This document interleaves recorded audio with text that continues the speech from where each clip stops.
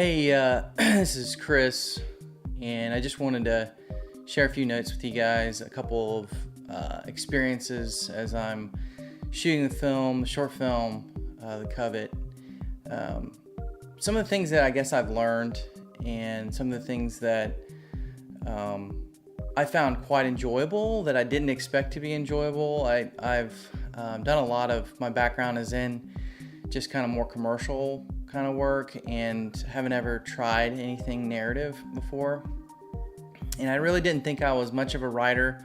I still don't really think I'm much of a writer, but I thought it was going to be a lot harder to write, is probably a better way to put it, than what it was. And Adobe has an online software. If you have Creative Cloud, which I subscribe to Creative Cloud, if you have that, you automatically have access to something called Adobe Story.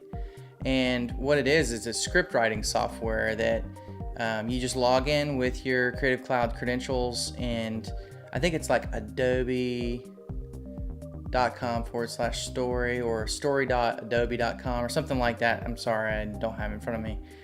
I'll try to put it on something here on the video, but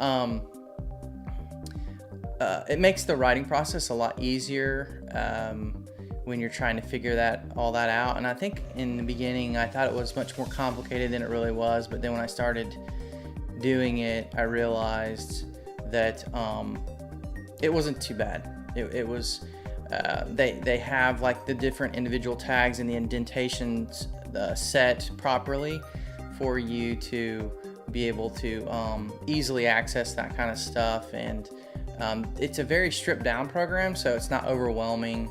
You are able to just kind of you're able to just dive right in, and it doesn't take very long. The learning curve is very, very minimal. If you're familiar with Google Docs or with Microsoft Word, you'll pick it right up.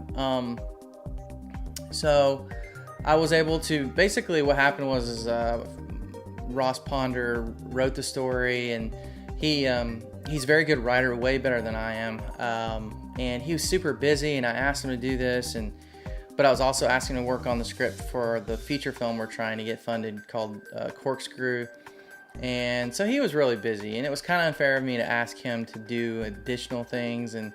But he wrote a short story, and then I looked at it and I said, there's a lot of elements in here that's going to be really difficult to tell as a short story. There was a lot of extras that were included in the story that he wrote. And so I kind of took his premise and I completely rewrote the thing. Not because what he was telling wasn't a good story, but I just kind of knew what my limitations were of showing on film. And so ultimately I was able to just write something, and the process wasn't too bad because I'm much more of a show it rather than tell it storyteller. I'd rather be a little bit more cinematic, and that's probably the best way to put it, is I would much rather use the camera to tell the story than the audio.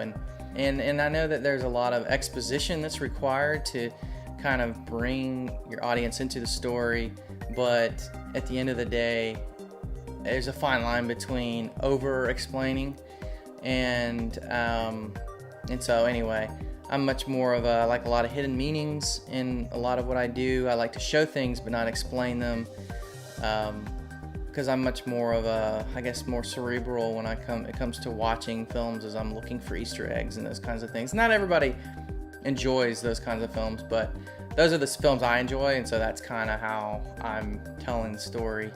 And so the writing process wasn't as bad as I thought it was going to be.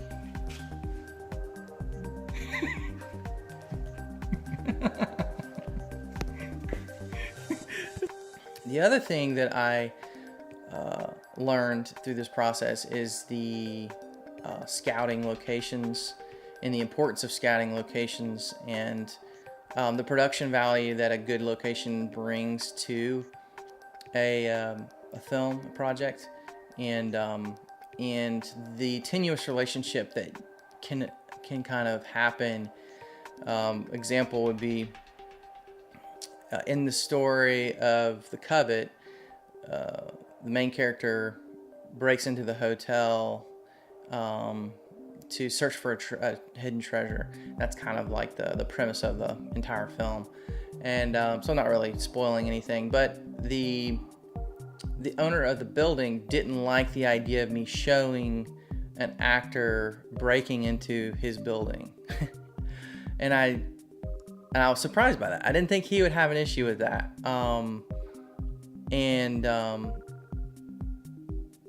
It was just one of those things that kind of took me back, and I was just kind of like, well, what if we did this? And we had to basically renegotiate, and we had already shot probably about 40% of the film. And I was getting nervous because I'm thinking, we can't go back and reshoot this. Like, everything hinges on this moment, and he's not comfortable with this moment actually occurring in the film. And so we had to kind of renegotiate after he had already said, hey, yeah, let's do it. So literally all I had to say, and I could have gotten mad, and I had thoughts of storming out and getting frustrated about the whole thing. It was like, this is my creative process or whatever. But I decided not to be a douche, and so basically I just went and said, well, what if we just skip the part where it shows him breaking into the hotel, and we don't show your entire exterior, so we couldn't get that shot to kind of like give us a location, but it was close enough. And he did let us cut a chain that was on the gate, and I wanted to use his chain because his chain had a lot of rust on it and those kinds of things. And so I was like, wow, that really looks more authentic than to just buy a chain from Home Depot and then, it's all shiny, and it doesn't really make sense because this building is old and decrepit, and I wanted every aspect of it to feel old. And he didn't, even though I told him I would replace his chain with a brand new one, he didn't want us to cut through his chain. And so I had to make the chain look old, which I'll go into that in another video. So we worked it out, and it wasn't as hard as I thought it was going to be with working it out. So I definitely learned a lot about interpersonal skills when it comes to scouting locations. I never really would have thought that was going to be something I'd have to do. But he was great. He's been great. We've shot there twice, and we've got one more shoot to go.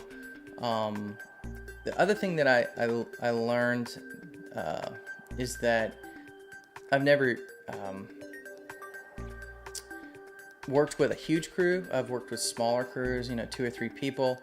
And I say huge crews, double the people. To me, in my mind, at this stage of the game, I feel like that's a huge crew. Mainly because, we don't have much of a budget. We have no budget, actually. But I'm basically paying for all this out of pocket, and I'm asking for a lot of favors from people.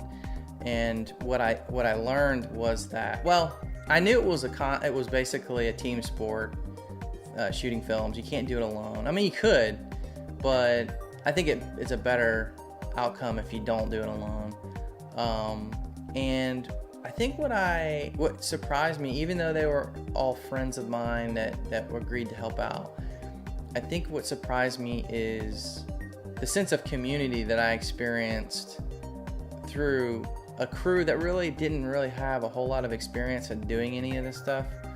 And we were just kind of having to tell them what to do and all of that. And it took a little longer just because of that reason. We didn't have anybody who was experienced, but it was very gratifying and humbling that the people, several of my friends just came out and said, we're willing to give our time because we believe in your vision. And I don't think I've ever had people just come right out and say that to me before.